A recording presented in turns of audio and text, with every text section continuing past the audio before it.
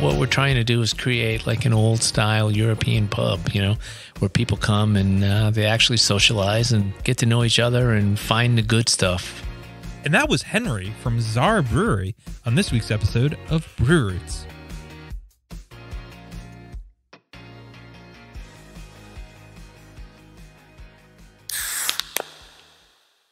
Thanks for tuning in to another episode of Brewed, where we tell the stories behind your favorite beer. This is Sound Guy Ryan, and joining me as always is Matt and Erica. Yeah, we're here this week for an episode. We're here every week. Yeah, we are here every week. Yeah.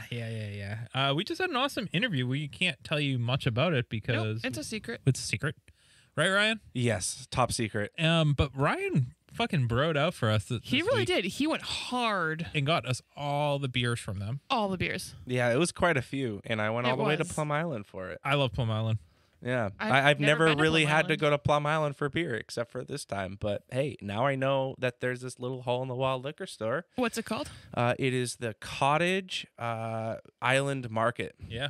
So check them out because they have a great selection of certain beers. Yeah, no, it was cool. Yeah, absolutely. And if you look at all the beers that they have, you can probably just go eeny, meeny, miny, mo, maybe guess. And guess who we interviewed? Yeah. But yeah, I doubt it, but sure, try it. We had an awesome episode last week with Throwback. Yeah. I love their brewery. As you their couldn't tell, I was basically like, I love you guys so much. Seriously. But seriously, thank you everyone who listened, who shared the episode.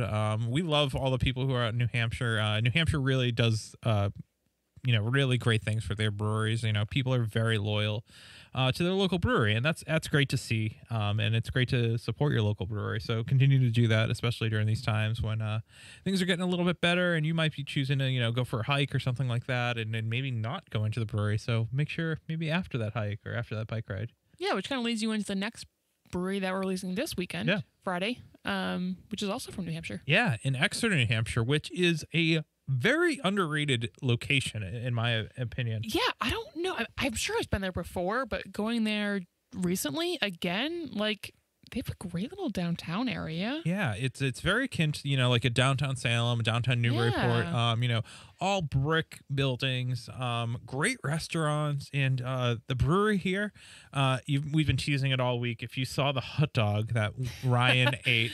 They have freaking amazing hot dogs. I was shocked. That was a mac and cheese hot dog. I was so shocked that more people didn't call you out for having ketchup on your hot dog, because I am like, fuck ketchup on a hot dog. Wow.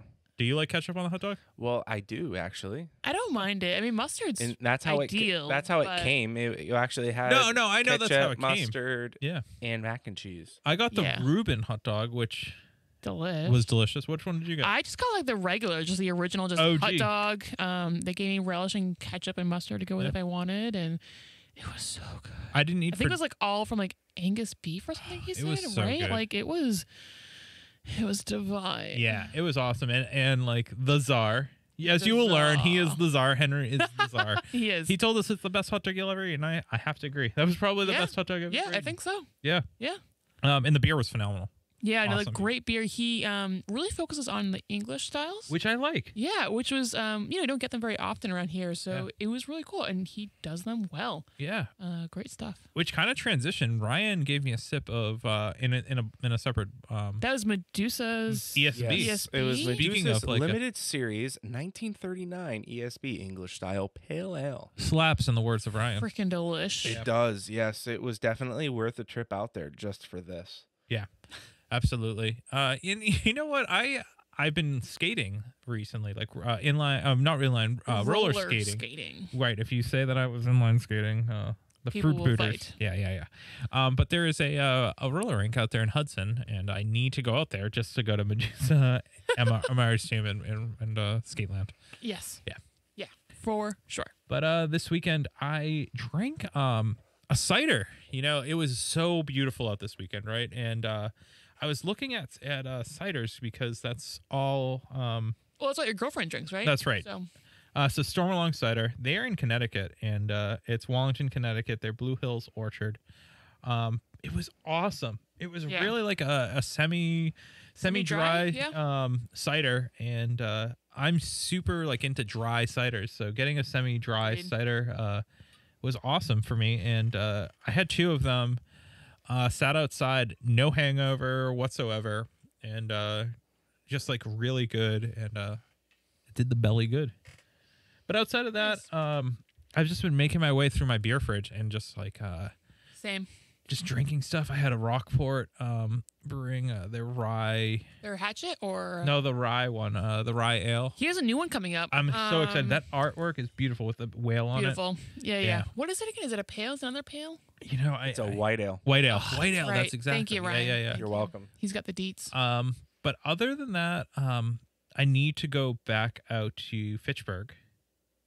River Styx. Or go to River specifically? Styx. Yeah, I just I drank my last double IPA from them, and for some reason, the double IPA that they have is like, to me, and this is just to me. You know, if you agree, that's cool. If you don't agree, whatever.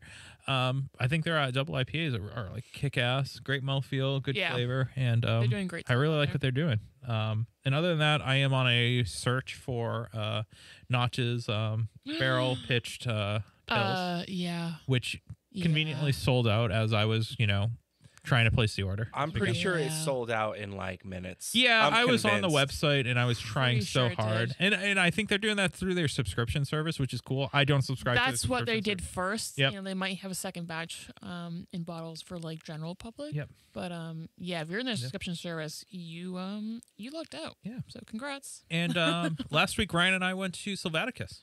Yes, we did. That was a lot of fun. I drank a Matt boot. had a boot. I did. I had a boot. Matt had a boot. Ooh. And it was We all Those had boots. boots. It was Das awesome. boots. It was awesome. I'm looking forward. Hopefully this weekend, Ryan, maybe we can make it out to have a boot.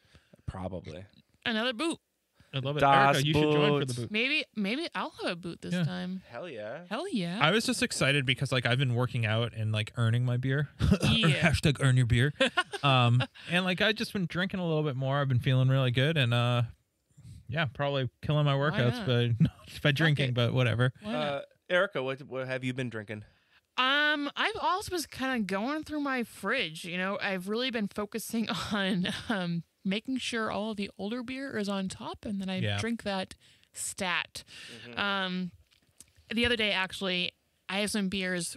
I'm doing the monthly subscription from Craft Beer Cellar, and I get like as like a birthday gift or whatever. And so I'm getting like 6 beers a month from them. And I went From through- who? From Craft Beer Cellar. Oh, get out! Yeah, really? yeah, That's no, it's awesome. really cool. Yeah, They yeah. have a really decent beers that they send out. Usually it's like a really hyper local one, and then it's just like one from Massachusetts somewhere, or one from New England, and then they kind of branch out and give a couple from like the United States or the world. And I grabbed one from the last box, and I didn't know really what it was. I just saw all the artwork, and I'm like, this looks cool. It's probably an IPA or something. I tried to look for what kind of beer it was, couldn't figure it out. And I'm like, well, fuck it. I'm just going to drink it. Poured it out. This is not an IPA. All right, Oh, well, we're no. just going to try it. You know, I'm sure it's fine. It's cool. It's like a stout or something. It's fine. I take a drink, and I'm like, oh, that's boozy. Boozy. So I dug it. I'm like, all right, let's actually figure out what this is. It's a 12% Russian Imperial Stouts, and I haven't eaten dinner yet. This is gonna be a great night. Amazing. Cheers. So, it was a decent night from there on out. But yeah, otherwise, just a few other random things. A couple from Old Planners. Yeah, which, you know what? I have to give a Yeah. huge shout out to Old Planners. We need to get you on that podcast. Listen, I know you're listening. Yeah, but seriously, we've been trying. We've been trying. Let's do this. And it's just schedule wise. We get it. We just We get it. passing chips. But you guys have been killing on social media. It's like Oh. every single beer that you guys put out, I'm like, I really want. I Yeah, really want. yeah. No, I love their beer too. They're doing great stuff. They are. No complaints. Yeah. Mm-hmm. Sound guy Ryan.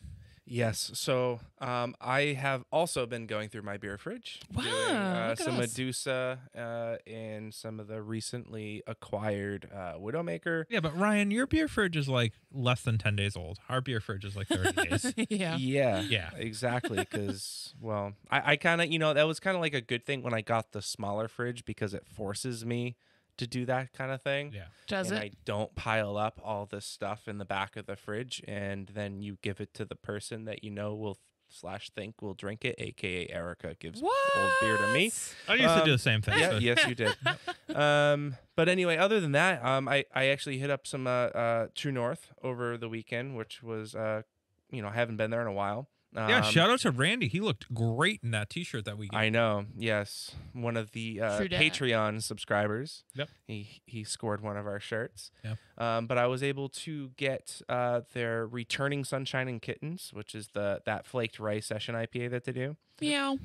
Yes, meow. And then I got to try a Crafter's Delight, which was their IPL, Indian Pale Lager. It was I saw them doing that. I was like, oh wow. Oh, it's delicious. And then there was the Lonesome Crowded West, and that was like an extra pale ale. I believe it used like a Idaho 7 something Cairo. I don't know, but that was also really delicious. It was kind of danky, which was cool. That is cool. Yeah. So cool. Yeah. So, we have been steadily going through our Instagram, and we have been reaching out to breweries across the nation. Yeah, we're really...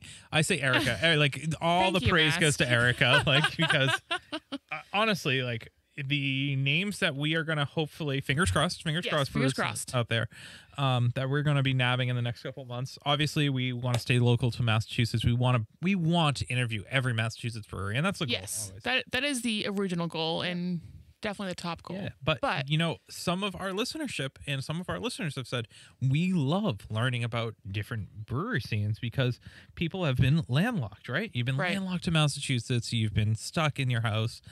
And you're excited to go travel. So. And more breweries are shipping their beer out now. So you're able to get beer from these breweries that are across the United States. Yeah. And it'd be cool to learn about them. It would be. All I have to say is you nabbed one from Hawaii, which I think is fucking awesome. Yeah. And I'm so excited. And as many of our listeners probably already know, but if you don't, we are trying to get 50 different states, which might get a brewery in each of the 50 states. Yeah, and it might turn to 51 based upon if we make Washington DC or Puerto Rico, whatever, into another state. And you know what? Fuck yeah, we'll get those too. Fuck yeah. If that happens. But at this point, we are focusing on 50 states. We're focusing on Massachusetts first. Of course. But we're focusing 50 on states as well, because it's just so much fun. It is fun. Yeah. We've done a couple interviews with some of them, and I can't wait to announce a lot of them with you. Seriously. Because I think we were pleasantly surprised at the responses we got back. Yeah, I was actually really surprised. Like, oh, wow, surprised. Everyone's getting back to me. This is great. I'm really surprised. Yeah. I was like, holy shit. And all of that really could not be possible without our listeners, who share our episodes and say, we really dig what you're doing. And it's humbling. It's humbling, when we are able to, send someone a shirt, send someone stickers, and just, remind you that, COVID is slowly kind of going away, and there's hope. There's hope that this summer you can go to your favorite brewery. Yeah. You can, maybe travel outside the state, assuming things continue to go the way you get vaccinated, so on and so forth. But I really can't believe, breweries that, saw the Brew Roots name and were like, fuck yeah, we want to do it. We know what you're doing. And that wouldn't happen without our listeners who share our episodes, who tell people, check out Brew Roots and do it. So keep on keeping on, guys. Yeah. You're killing it. Seriously. Appreciate it. I'm dropping a tear. No. But seriously, it's very cool to see, and we love doing it. And hopefully some of these 50 episodes that we try to do, we get to go out there and do it in person. That would be amazing. It would be awesome. I know the one that we just did prior to this recording, like, I would just want to hang out with that individual. I'm down. Yeah, I'm ready to go out there right now. And even Triton Brewing in Indiana, we were like, fuck yeah, I just want to go to Triton. Yeah, there's such great people in the industry, and that's partly why we love it so much. I love it, and we love learning about different brewery states and seeing what the rules and regulations are. Yeah. But I don't have anything more to say other than fuck yeah, thank you, Brewers listeners, for supporting our dreams and making things happen for us. It's so humbling, and continue doing that because we want to continue getting those episodes. Definitely. And if you have a couple extra bucks, consider supporting us through Patreon. Yeah, absolutely, because that will allow us to travel in the future and go to those breweries and, inform you guys of breweries out there that are kick-ass. Exactly. But I don't have anything more. Sound guy Ryan, do you have anything? Negative Ghost Rider. Yeah. I think it's time to go on to the interview. Yeah, absolutely. So we have our homie Henry, the Czar. The Czar. We're going to set the scene for you, right? Beautiful Exeter, New Hampshire. We have the Czar. Ryan has 2 hot dogs in his hand. He's recording, and he's like, Matt, talking to the fucking mic today. And I talked into the mic. And we got this really kick-ass episode. So take it Boom. away. Boom. Cheers. Cheers. All right. We are in, is Exeter a city or is it a town considered? It's a town. It's a town. Yeah. It's one of my, Municipality. yeah. Ooh, I like that word. It's a fancy word. If I say it, I'll fuck it up. Yeah, don't say it. Municipality. I love Exeter, New Hampshire. A great food scene. It's a very walkable town. Yeah, it's we were quite talking a about that hidden gem, on there. really. Yeah, no, There's a lot seriously. of great stuff here. I'm a huge history buff, so there's history in this town. I love the Revolutionary War period of time. So very cool area, and it's home of the brewery that we're at right now. Ooh, and where are we at? Sound guy Ryan, where are we at? Czars. Okay, great. Great. Czar's Brewery. And that's I some had guy to Ryan. really focus on pronouncing the it was hard. Yeah. Well, welcome everyone, I guess. Right? Yeah. So thank you, Henry, for doing this today. We appreciate you taking some time out of your day. We like to start our podcast by asking our guests their role at the brewery and their first memory of beer. Sure. So, obviously, I'm Henry Vance. I am the founder, owner, head dishwasher. Obviously, I lead the brewing team. I do just about everything. My first memory of beer, forgive me, my first memory of beer is, craft beer, I should say,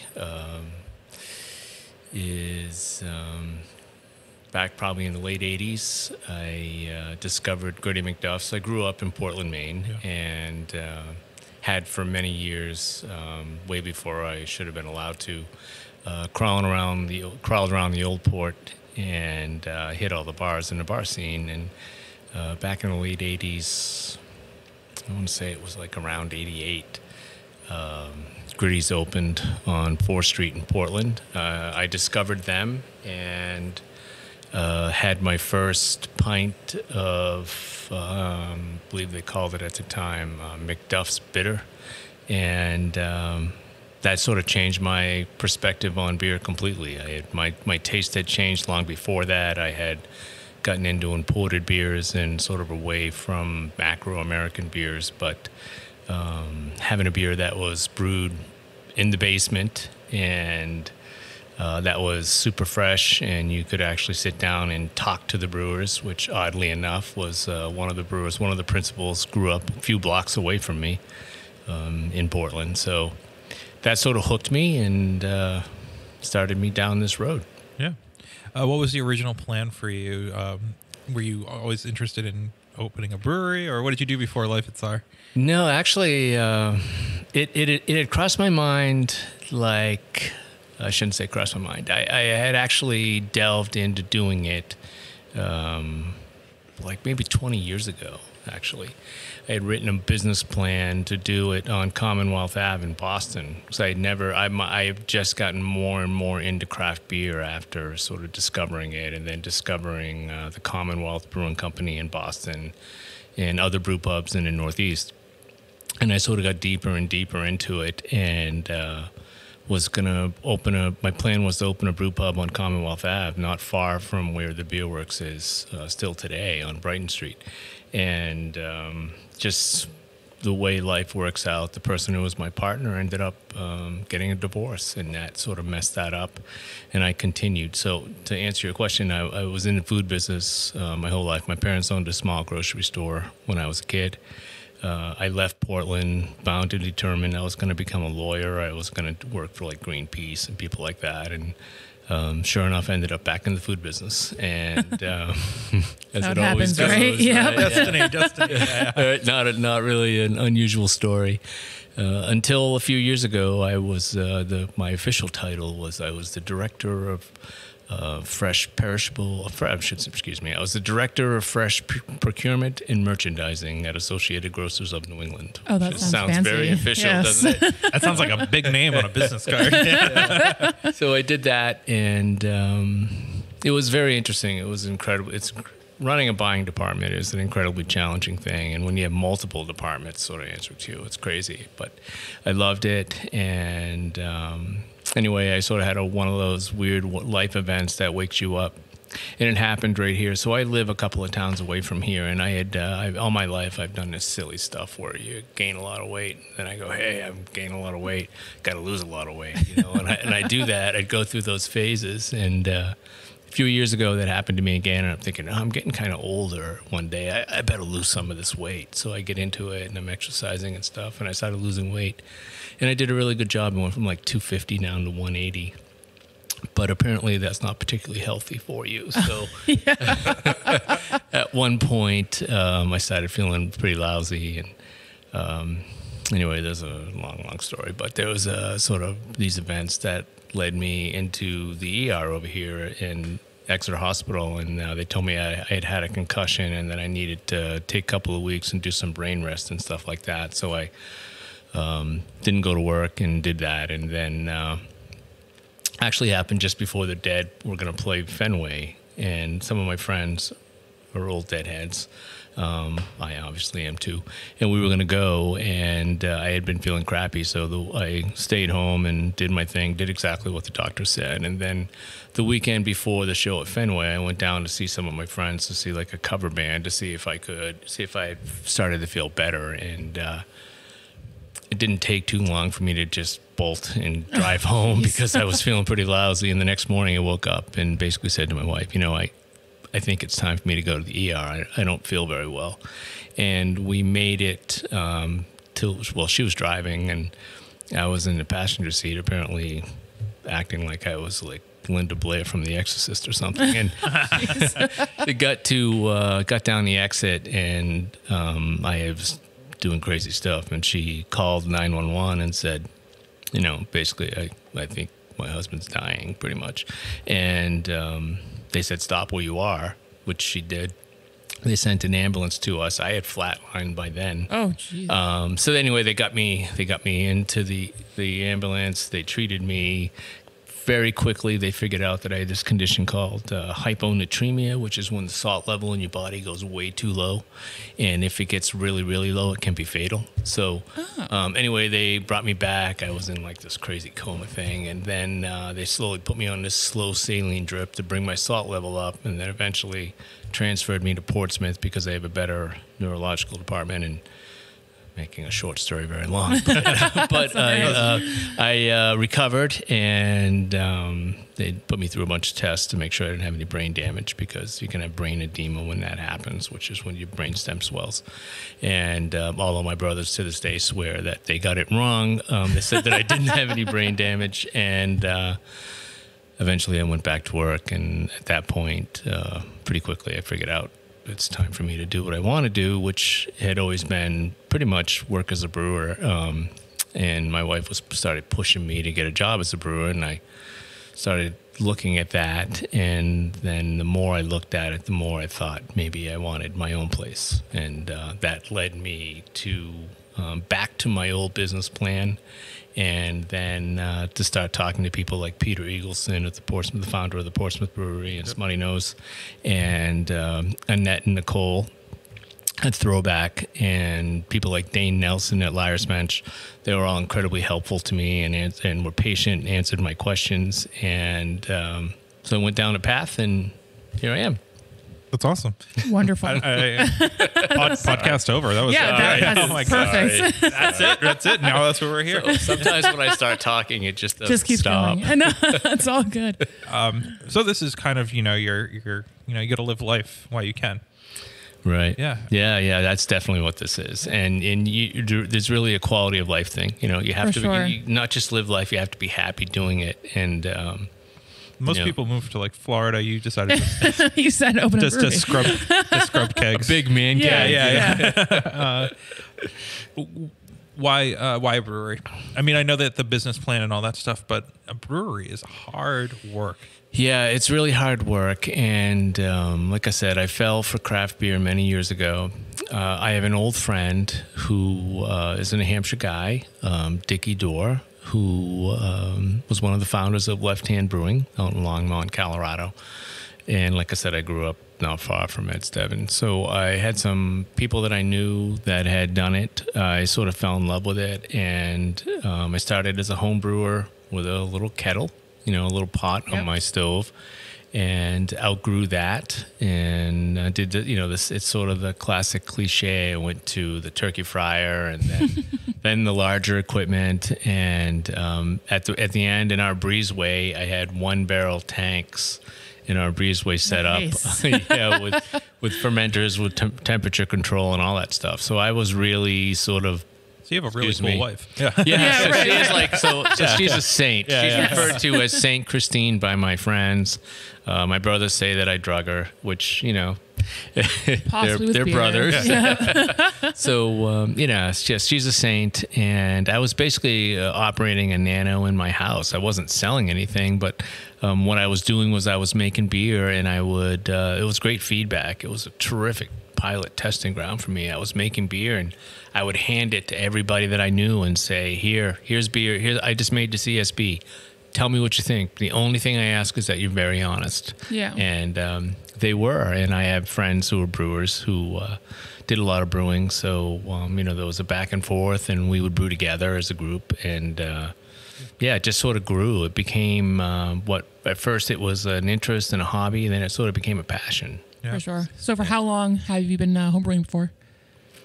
I think I've been homebrewing. I think I started probably in the mid to late 90s. Oh, wow. So a long time. Yeah, so I started a long time ago. Awesome. And actually, one of the beers on our board, Old Brown Sally, is the first beer that I ever brewed. Oh, nice. It obviously better. I've Gone through a gotten few a lot iterations. better. Yes. Obviously, I've It's gotten exactly a lot the better. same. Yeah, obviously I've gotten a lot better since then, and the recipes have changed. But the first beer I ever brewed, I was at home, and it was a different time period, right? I had a cell phone, but you didn't have like all this information. Right, on your phone, right. So I was trying to figure out a way to make something as close to Old Brown Dog at the time as I could. Yeah. And I was extract brewing and doing all this stuff that everybody starts at, you know, and that's where I started. And the more I got into it, clearly the better I got, and the more forgiving my wife became with my mistakes. And as I moved out of the kitchen, Did you ruin a then stove things got or much something? better. I did ruin a stove. Yeah. I did ruin a stove, and when I first started, I had one incident where we had some exploding bottles. Perfect. Yeah, Yes, so yes. all those things that went Yeah. wrong, and it was it was figuring out the process. Right. And then it was good because every time I made like a critical mistake like that, which are common amongst homebrewers, right? Because I'd be the first one to admit there'd be a group there of friends, and we may or may not have been drinking, and things go Yes. wrong. And but it was good because every time something went wrong, that meant I had to get an upgrade piece of equipment and move, whether it was off the stove or out of the house or, whatever. So Right. she still swears that this was all a very long, convoluted plan that to land me here because once we built this place, our house became remarkably vacant. Right? So because all this stuff just started coming out of the house. Interesting. I always find it interesting. Ryan, Erica, and myself are homebrewers, and I've been told I have the best homebrew that anyone has ever made. I know for a fact that's not true. How do you solicit honest feedback? Yeah, that was a key word. I heard honest feedback. Yeah, so that's very keen. It's very difficult to do because if you're giving somebody free beer, they're not liable to be critical of what you give them. So what you have to do is you sort of have to filter that information as it comes back. You know who your friends are who are brewers, right? And you know who your friends are who are more blunt than others, who are going to be more honest. And then you sort of filter the information from the other people, so you have to sort of combine all that and figure out what is really going on, you know. And you have to also be one of the keys that I found at first, I was like, oh, I love this beer, I did a great job. Here, I love this beer, I did a great job. And then I kind of figured out that maybe of all the people I'm handing beer to, I should have the most critical eye of all, right? And I should be honest and say, you know, maybe, you know, do some comparisons, take my brown and put it up against, you know, whether it was Newcastle at the time or Sam Smith's or what Peter was doing, you know, compare it and be honest with yourself, you know, and then figure out why. That's the key. It's always that curiosity is why. Why is it that I don't taste in mine what I taste in theirs, and try to figure it out? Because at the time there wasn't, unfortunately, there wasn't a whole lot of information. Yeah, you really had to dig. And you had to really dig to find it, and you had to ask questions. So I would go. Like, so this is a million years ago, right? I had a friend who went to graduate school in Boston. He lived on Boylston Street. So I would go down on the train a lot when I lived in Newburyport and get off the train and go and sit at the bar at the Commonwealth and wait for Todd Mott to walk by, right? And then start cornering him and start asking him questions, right? He's like, who's this psycho home brewer who keeps asking these questions? You know, and I'd do the same thing. I'd go over to the beer works, and there were certain beers that I liked, right, that they did. And like Todd used to do this. I think it was Todd. I don't remember if it was before he was there or not, but they used to do this strong old ale at Commonwealth, which was just, to me at least, it fit my palate perfectly. It was off the charts good. And the beer works did one called Hercules that I thought was off the charts good. So I used to go there and, you know, go there on the odd days and try to cross-examine the brewers, you know. The bartenders loved it because there's some guy getting off the train in Newburyport who's just going to drink an immense amount of beer, right, waiting for someone to walk by, which, you know, and I guess you shouldn't even say that out loud these days, right? You just become a stalker. Yeah. All right, so we do have to get a word in from our amazing sponsors, but I am curious about the name, so we're going to get back to that. Take it away. Did you know that your favorite Massachusetts breweries use hops from a local family-owned hop farm right here in Massachusetts? Our friends over at 4 Star Farms are there for you whether you're a commercial brewery or a small batch home brewer. Make sure to head over to their website today and get your hands on some of the best and freshest hops available locally. Cheers.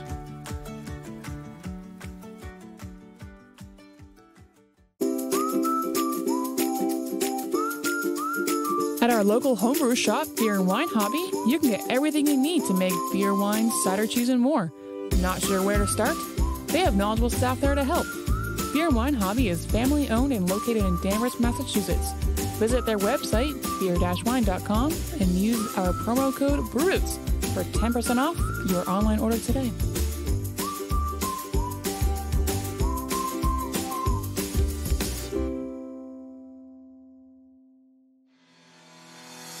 Shirts on Tap is the box subscription service where you can get some of the dopest brewery t-shirts out there. I'm talking breweries from Dallas, San Diego, and even our home area of New England. And you might ask, how do I get my hands on some? To get your first box for $5, click the link below in our description, or head on over to our website, breweroots.com. Remember, drink better beer, wear better shirts. All right, so we're back. Czar Brewery. Why are you called Czar Brewery? Okay. So again, this is a long story, but I'll try to make it real short.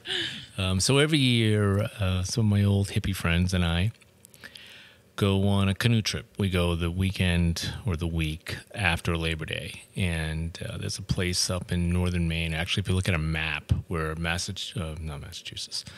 Canada, my lack of sleep is getting me. Canada, Maine, and New Hampshire all meet on a map. And just southeast of that, there's a mountain called Aziscahos. And beneath that mountain is a fairly large lake called Lake Aziscahos. And every year we go on a canoe trip up there. And it's a fairly long way. And anyway, where I used to run the fresh business, I didn't get a lot of time off. You always had to be connected. So even when I went on vacation, like my wife and I would leave the country, I'd always have my phone, you know. And in northern New Hampshire, once you get through Errol, you lose service, and there's no cellular. There's no connection. You're off the grid. And so what would happen is I was, maybe a little too conscientious, I don't know, but I would not go up till like Thursday. The guys would go up earlier in the week. I would not go up to Thursday or Friday. So they would do, one of them, a couple of them actually are engineers.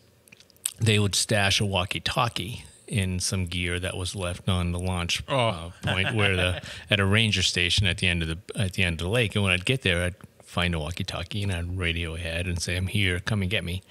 That would always lead to a negotiation, right? They're not going to come and get me. Rent a boat, we're not coming to get you, and stuff like that. So, but I always had beer, and I always had, lots of beer. Eventually they'd come and get me. I usually used to brew a lot of mead too, which unfortunately I can't do here. But I used to do a lot of mead. Anyway, they'd come and get me and generally row me back across the lake. There'd be like this armada that came after me, and they'd row me back across the lake with beer and brownies and things like that. So every year when I'd go on vacation, I would earlier in the year I would buy a hat or some silly things for the canoe trip. And it would either be a Mad Hatter hat or a magician hat or something like that.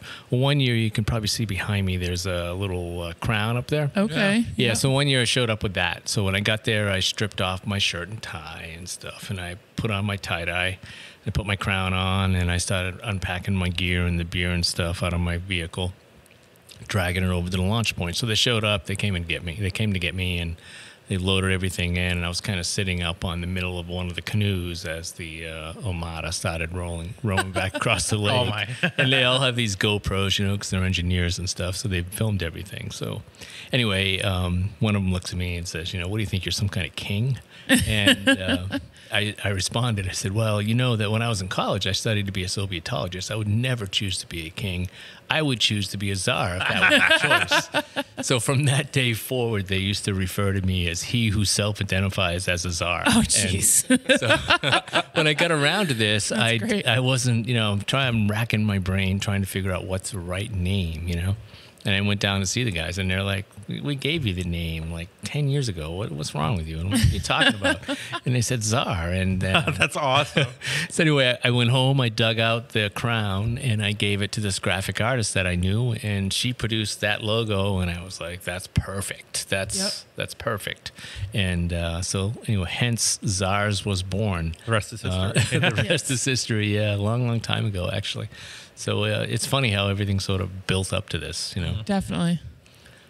It's amazing. I always find it interesting when people are like, "Well, I'm looking for a brewery name," and it's sometimes it's in the most obvious location, one that right? sits right in front of you. You're like, "Doy." So when you opened, what was the vision for the brewery? Did you want to be brewing these English style beers that you're brewing? I mean, we're drinking, Irish Red. You English mentioned Mild. ESB. Yeah. Brown ales. If you go to any brewery around here, there's not not a lot of many. ESBs out there. There's not a lot of browns, and we love those styles. Yeah. I wish more breweries would brew them, but yeah. So there actually was. So these are the styles that I sort of fell in love with, right? When I started into the craft beer scene, like bitters and browns and things like that, barley wines. It definitely was intentional. Well, one of the things I wanted to do was to make sure that we always on our tap list had great beers across styles.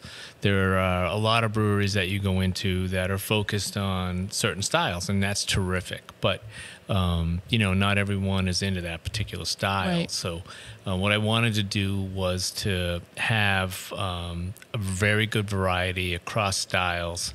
And what I hope eventually will happen is that malt will come back, because it seems like the last few years that hops has taken over the world, Right. and I'd like to bring malt, or at least help to bring malt back. And don't get me wrong, I love hops, and I'm partial to a citrusy New England IPA once in a while, but It's hard not to be. I mean, yeah, right. They're good. They're very Yeah, good. they are good. Very good. Yeah. Very good. We talk a lot of crap about them sometimes. But I mean, they are good. We love them anyways, though. We do. Yeah, and I love them too, but I really like to see some of the older styles come back, and I'd like to see malt on tap list, So that's what we're trying to do, and what we try to do is have a variety of styles. Right now on Sunday, we did a Belgian triple. Get out. Awesome. Which is in our tank. I'm pretty proud of that one already. Yeah. And so our goal is to, bring back things that are out there, but they may not necessarily be on Brewpub tap list or Nano tap list, So we want to do that. And one of the things that we're most proud of is that we have a lot of local brewers that choose this location to come and hang out and drink, so that's sort of that's the second ultimate pat on the back. The first ultimate pat on the back is we have a few people who were non-beer drinkers, who were wine drinkers, who came with their significant others here, and you converted them. We converted them into that's beer. That's always so like they still the drink best. beer. It's the power of the czar. Yeah. That's what I think. That's right. Yes. Looking around it's a modestly sized brewery here. It's awesome. Wall of gratitude and join the nobility. You're harvesting community in the space that you have. For sure. Can you talk about what you're doing to harvest that sense of community? Sure. It is a modest space. There's no question about that, and that has a lot to do with my when I used to run that business division unit. I used to run the fresh business. I was very cognizant of what my monthly expenses were going to be, because this is a pretty huge risk. When someone just says, I'm going to leave behind this job that they're paying me some ridiculous amount of money and just leave it behind and do something, God knows when I'll be able to get any money, that type of stuff. Right. So I was looking for a relatively small space in a walkable downtown, and all of those things kind of fell, and it's a long story as to how I ended up here. But originally I wasn't even looking in this town. This town sort of found us. We were off in a different area. We were in the Dover, Somersworth, Rochester area looking. So is that home for you, that area? No, actually, I live in Fremont, which is only a couple of towns from here. But I was more interested in the scene. The Dover Somersworth scene is kind of exploding now. You've got terrific stuff at like Chapel in Maine. Yep. Dave Arrington's doing there. You've got terrific stuff at Garrison City. Yep. You've got Smut Labs right there. You've got Empty Pint right there. Then you go into Somersworth. You've got like Stripe 9 and Bad Labs. Yep. And you've got a bunch of stuff. So I really wanted to be, I wanted to be part of a community like that, and I thought that was a great place, and but it just didn't work out. And then this space found me here, and one of the things that I learned when I was talking about my old role was that's a cooperative. That's the largest retail cooperative in the Northeast. They service 9 different states, and one of the things that really sort of came to me in that role was the whole thing of community and how important it is to keep your money local, and how important it is to be involved locally, because in the grocery business, a lot of people don't realize that most of the grocery business is not like that. There are very big grocers in the Northeast that people think of as Northeast companies that are actually Dutch owned, and there are all kinds of things like that. And so to me, being a local business, locally owned, part of the community is huge. And that was one of the things that we really wanted to do. And that's why when we first got here, one of the first things I did was reach out to the Independence Museum and start to talk to them, and join the Chamber of Commerce and do all the things that everybody does. But try to immerse ourselves in the fabric of downtown Exeter. And that's worked well for us. It's actually, it was done because I thought it was the right thing to do, but I think it's what saved us during the pandemic, to be very honest with you. I think that it is definitely what saved us. We opened on December 20th of 2019. Oh, geez. Which was right. If you could choose a time not to do Congrats. it, that's the time, right? And it was just one of those things where we had been at it for several months. We had been fighting to get past the regulatory hurdles. Yeah. It took like took us over 7 months to get our federal permit, and there was absolutely no reason for it. And finally, we got the 2 senators involved, and magically the next day we had our permit. And so anyway, then you start with the New Hampshire process. So New Hampshire works a little differently than other states. You can't brew until you actually have the New Hampshire license, whereas other states you can brew and then sell once you get the license. So we couldn't brew until we got the New Hampshire license. When we finally got the New Hampshire license, we brewed, and I told the team that we weren't going to open until we had 4 beers that we were proud of. And it was like a few days before that we had... the 4th beer was ready, and we opened with Dumbfounded, which was our original New England IPA, which we had a difficult time sourcing Calypso hops for a long time, so it's sort of gone off the board and been replaced by something else. But we had Dumbfounded, Old Brown Sally, Lighter Shade of Pale, and Revolutionary Porter. Those were the 4 beers we had when we opened.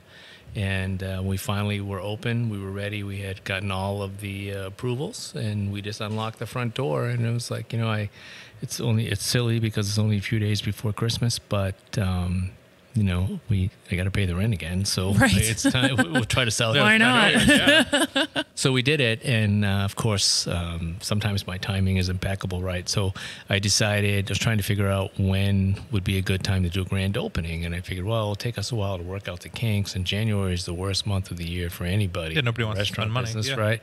So I figured out, wait, what would be a perfect time would be St. Patrick's Day. Oh, that would be perfect. We know another brewery that did that same Yes. exact. Yes. So it's like, it's just, so anyway, we went through the whole motions. We did a soft opening, and our plan was to open on St. Patrick's Day, to do a ribbon cutting, and we did all this marketing stuff. And Have local representatives. yeah, we had the whole thing lined up.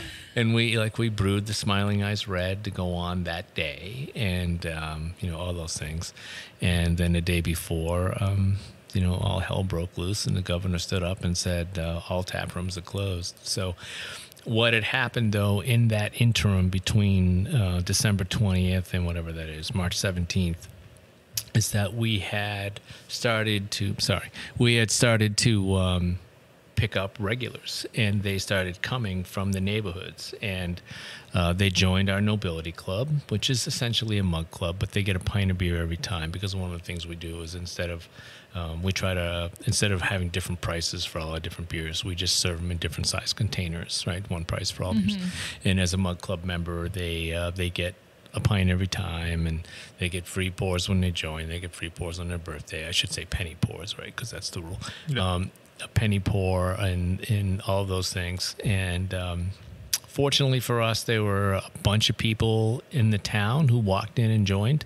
And then when we went to the to-go business on St. Patrick's Day, like everyone else did, we had a fairly loyal, it was small but very rabid, following, and those people were coming in and buying beers, and that's what sustained us through those first couple of very difficult months. Yeah. You keep on mentioning a team. Who's on the team? Okay, so the team is Henry, the Czar, who's been called lots of things. So I have Mike Bray, who I just sort of lucked out. Mike founded and operated Bray's Brewing in Naples, Maine for 25 years. Oh, wow. Decided to basically retire. Met a wonderful woman. She lives in a next town over. He moved to the next town over, and when I opened, when I was in the process of opening, he said, "Hey, how about you looking for someone to work a day or two a week?" And he's a trained chemist, all those things. I was like, I think I can That'd be fit nice. you in. Yeah. So in addition to that, I have Evan Wolfe, who Evan was one of the first 2 students to graduate from the UNH Brewing Studies program. Oh, great. Nice. Yeah, that's an awesome system. Yeah, That's so it's great. terrific. It is absolutely terrific. So we have Evan.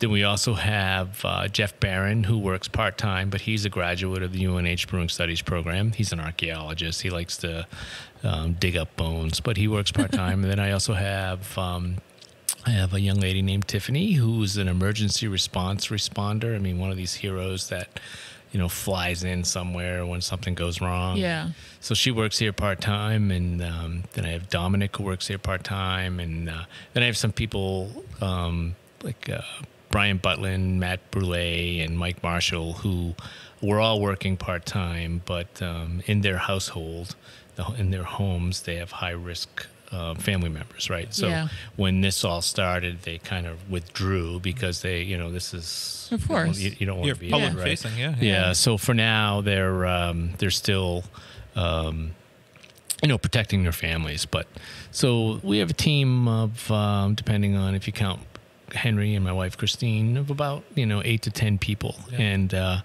we sort of do everything. The team members are upstairs and downstairs. On Sundays, our brew day. So on Sunday, Mike, Evan, and I are downstairs. Wow, you are the only brewer I know that brews on Sunday. Yeah, so it's sort of a weird dynamic. Yeah. This is an old building with lots of space constraint issues and some issues with the electricity that some comes quirks, in. if you will. Yeah, lots of quirks. we have an electrical brew house, so you drain a lot of power. we drain a lot of power, and it would be challenging because we have our kitchen. Just the hood, when you turn the hood on, it's like a jet engine. It just sucks power. So it's one of those challenges. And for whatever reason, one of the things that my wife and I did before once I had settled on this space was we started coming here. So we're doing recon, right? We'd come here at odd times at night, odd days of the week to try to figure out the patterns in Exeter. And for whatever reason, Sunday is a weird time. There's really not a lot of people in this town. So it worked out that way. We do have a lot of people who want, a lot of our regulars who want us to be open on Sunday. So we once the warm weather comes, we might alter that. The other thing is the building is full of businesses, right? So this is an odd building, and the businesses are very much right on top of each other, and everybody loves the brewery and loves the smell of a brewery until you're actually brewing. There's some people who absolutely love that smell, but then there's some people who really don't like it. So we're trying to be good neighbors, and but eventually I think we will. I mean, our friends like at Throwback and at Liars and Great Rhythm, they all do great. They have a great business on Sunday. So we're trying now that hopefully we're becoming more and more of a little bit of a destination. We're probably going to change that. Yeah. All right. So before we go into what's next for Czar Brewing, just a word from our sponsors. Are you a solo artist, band, podcaster, or anyone else who needs recording services? Well, we got a place for you where your vision can become a reality. Welcome to Small Pond Studios, built by hand with heart and sweat equity by musicians for musicians. Go to smallpondstudios.io to reach out to get more information. And make sure you let them know that Brewed sent you.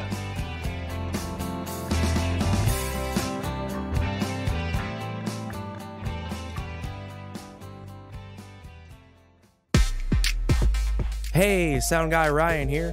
Didn't know if you heard, but we're a part of the Hopped Up Network. There you'll find other informative podcasts about beer. So go ahead, follow them on social media, and visit them on their website, hoppedupnetwork.com, to learn more about the people, beer, and breweries from around the country. And until next time, thanks for listening. Cheers.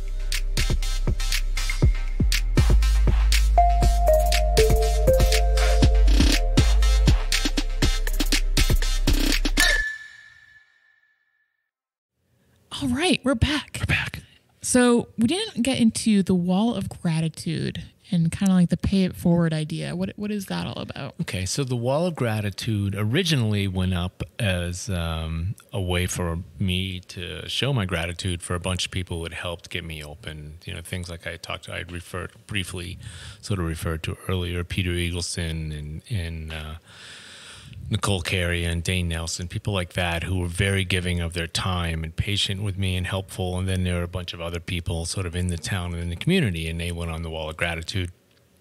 And then when we opened and we founded our Nobility Club, which is sort of our club of regulars, and we decided as one of the things that we would do is when someone joined the nobility, we would, as an expression of our gratitude, we would put their noble title, because they get to choose a noble title. Nice. We would put their noble title up on the board.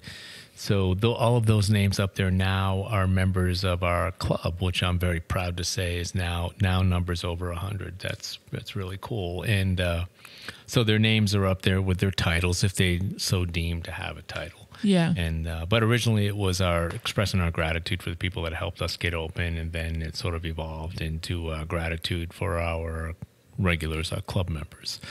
And the Pay It Forward board is a really cool idea. It's actually what it is that someone can buy a beer. It doesn't have to be a beer. Sometimes it's merchandise for someone else, and we put their name up on the Pay It Forward board, and then our social media director, who also happens to be our head dishwasher and everything else, we'll snap a picture of it once in a while and put it up on our Facebook page and say, this is our Pay It Forward board as of 6:30. Yeah. Come collect. Yeah. Come in and get your beer, So it's pretty cool. The day that it started, well, we originally had the concept before when we first opened, but what it really took off was on Valentine's Day. This gentleman comes in, and he's sort of sitting at the bar back when we used to be, You had people at the bar? We had actually had bar stools and people sitting at the bar. And he sits there, he has a couple of pints, and he looks at the bartender and he says, you know what, I'd like to do one of those Pay It Forwards. I'll buy a Pay It Forward for the next woman in red. And we said, okay, here's your chalk. Go write it up there. So he went over and he wrote it up there. And then that started one of those, chain effects. Random act of kindness type thing. And that day alone, there were 12 different, I'm going to buy a beer for someone. And then that person would come in, redeem that beer, and buy it for somebody else. It was really cool. Yeah. And a lot of them were random. And it's really, it sort of ties back to our involvement in the community during the to-go phase, right, of the pandemic. We had a bunch of nobles who would come in and do some really cool things. Like we had one particular noble, I won't mention who it is, but he would come in and he actually brought me a sheet of paper, which is really cool, and it says Pay It Forward, and it has a list of our merchandise, a list of our beers, things like that, and then underneath it has like a section where someone can write in either a name or an occupation. Yeah. And he would come in and do things like he would buy like a hat, and it'd say the next person who comes in who's a first responder, give them this hat. And so it was really cool stuff like that. So what I would do is, I'd try, especially during that period where, you get a customer and then you may not see anybody for a couple of hours, right? Right. Because you want to engage your customers anyway. So I was trying to figure out, what they did, or, it was always these weird things, but usually But that's like a personality thing. Yeah, when you're talking with them, you create that sense of you care about them. Right, right. It was pretty cool. And then I'd say, okay, well, geez, just so happens, I'm psyched that you're a teacher, because it just so happens that a customer earlier today bought a Pay It Forward for a teacher, and here's your hat, or here's your T-shirt. And do you mind? I mean, I totally understand if you don't want your picture on anybody's social page. I get that, but if you don't mind, can I take a picture and put it on the social page? And it's one of those things where it immerses you in the community, for sure. and it gives people that feeling that they can go here and walk out with a smile on their face, and that's key. Whether it's coming here and hanging out, or coming here and somebody giving you a T-shirt, that's one of our biggest things about our vibe, is that this is a place where people get to leave behind whatever crazy debate of the day is, or whatever things are going on in their life, and come here and hang out and enjoy themselves, right, and forget about it. And that's why we have that little sign over there that is a friendly reminder: there's no politics and there's no religion, and that's has nothing to do with being anti-politics or anti-religion. What we're trying to do is, especially during the election cycle, is to let people come and relax and decompress and leave all that stuff behind. And that's why we don't have a TV. We have a fire going. We have a little fireplace, and we probably put an aquarium up once the I weather. like that idea. Yeah, once the weather warms up a little bit. But that's just what we're trying to do is create like an old style European pub. Where people come and they actually socialize and get to know each other and find the good stuff. About each other, as opposed to trying to find differences, so. Yeah, so that's what the boards are all about, and they're about community and about our sense of gratitude for the people that have helped us. Wow, beautiful. Yeah, I love it. I love it. I really do. I have no more questions. I know that you guys that had a was couple. amazing. I feel like I learned a lot, and I feel just so good being here now. I was having a crappy day. Now I have a better day. Yeah, exactly. Well, that's a good thing. The That's our goal. Sorry if I talk too much. I'm sorry. No. When you're locked in here alone a lot, people, especially during the pandemic, people would I think not come sometimes to be like, "Don't go in there. He's gonna He'll tell you like 45 minutes worth of stories." Well, if you want a good story, we know a place. Or if you want like a really good hot dog and a really good beer. I was gonna say really good hot dogs, and the beer is great. I appreciate that. I really do. We strive to make our goal is, everyone's trying to pat themselves on the back, but our goal is to make world-class beer and to do it across styles, So we're pretty proud of them. I think you're doing it. You have a little bit of everything for everyone, I think, which is key. Great. Yeah. Yeah. We've done the Belgian was our 26th different beer in a little over a year. That's awesome. Which is crazy. I was stunned. I was going. This has got to be wrong. What am I doing? So I went back through and looked at it, a couple of times. Like, wow, we did do that. So it's it's definitely cool. There's definitely some stuff that I thought was really good, but at the time that we did it, or it might have been bad timing because of the pandemic, but they didn't sell quite as quickly as others. So we're gonna bring them back. Yeah. And there are other things that have just. Like the Irish Red has just become a monster. It just which is so cool. It's an Irish Red. Sells. It's not super popular, so right? Yeah, it's a style that even when there were Reds available in stores, it wasn't super popular, but we got it. We got it right, and part of that is we rely on lots of things. Like the years of trial and error that I went through. Mike's 25 years of trial and error, right? Yeah. So it's and all that stuff. And the great thing that Evan and some of the UNH Brewing Studies people bring to the table is that they have this sort of millennial view of things, right? And they want to do crazy stuff. They want to do gummy bear sours. And I'm a traditionalist, right? So I'm kind of like you cringe. Yeah. No, but it's good because it pushes us. So one of the things we have in the basement that's aging, which I'm pretty excited about, is we took Sally, which is our British brown, old brown Sally, named after one of my cats that lived 23 years. Oh, wow. She was old. So anyway, we took it and we're turning it into an Oud. You have to forgive my Dutch, I believe. Oud Brewing Ale. So it's Flanders Brown. Right. We're turning it in. We took a batch and we're turning it into a Flanders Brown. So very cool. It's going to take probably a year, but we're gonna. One of the guys came up with a great name and. We're going to use it. So if you steal it, I'm going to come and get you.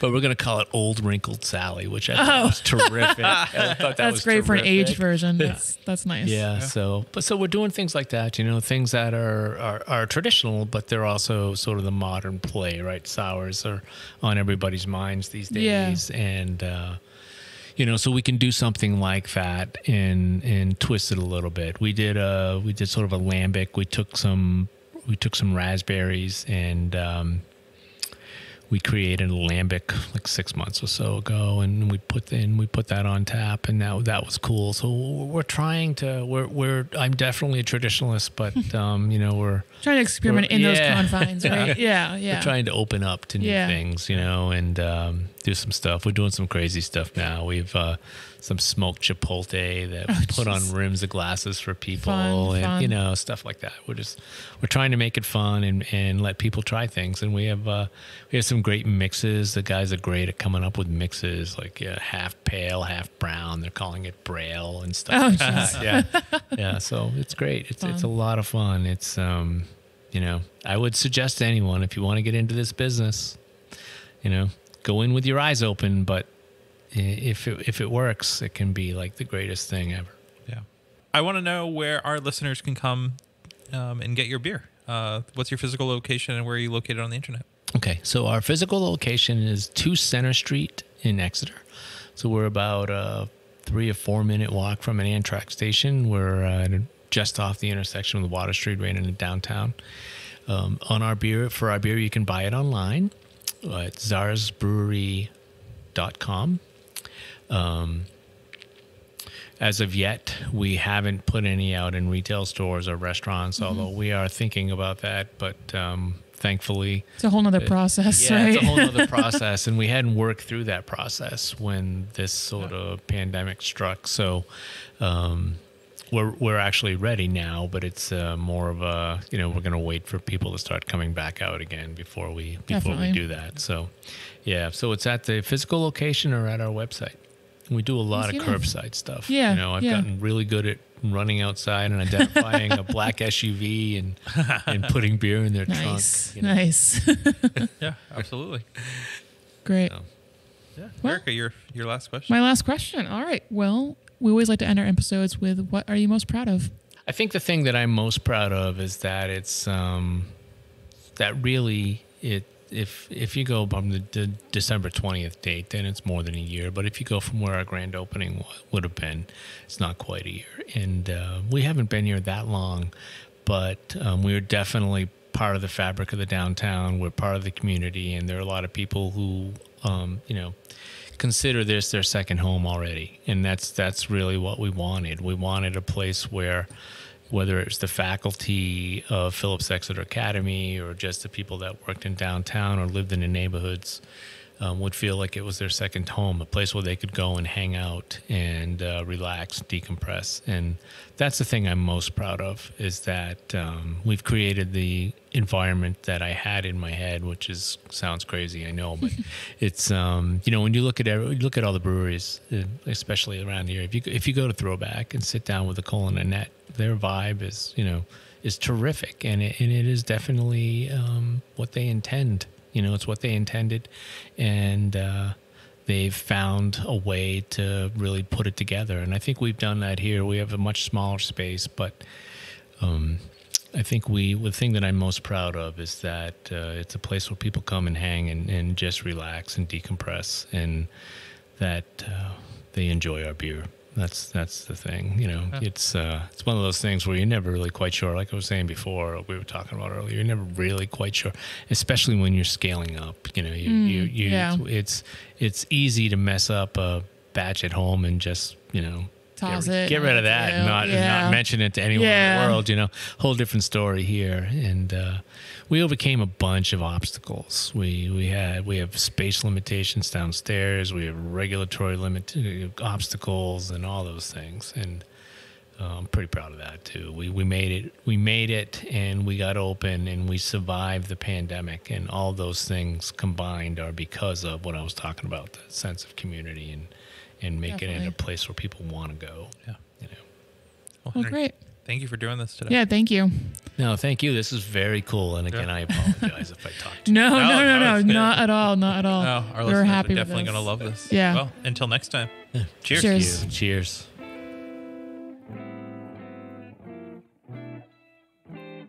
All right, thank you everyone out here on Podcast Land. If you've made it this far, it's our favorite portion of the episode, the outro. Sound guy Ryan, are you going to finally release your information this week? Nope. You're going to have to tune in next week. But thank you, Henry from Czar's Brewery, for taking the time out of your day to do this. I know I'm probably still full from that hot dog. Ryan, what about you? Yeah, I'm pretty stuffed. Yeah, Erica? Yeah. But make sure you make your way out to Exeter, New Hampshire. The beer scene is phenomenal. The food scene is phenomenal. And it's just a cool town. The weather's getting better. And walk around and take in the beautiful brick, sidewalks and brick buildings around there. Exactly. So, Sound Guy Ryan and Erica, who do we have and where are they from next week? Next week, we have Prairie Ales. All the way in Oklahoma. What? You know what? We listened to our listeners, and people said Prairie Ale. They wanted them. They wanted Prairie Artisan Ales like no other outside of New England brewery. Yeah, seriously. Yeah. And I'm just going to tell you, we recorded this before then, and we drank a lot, thanks to Sound Guy Ryan. Mm-hmm. Yep. And it was a lot of fun interviewing Wade. And I think you all are going to enjoy this episode next week. For sure. So until next week, cheers.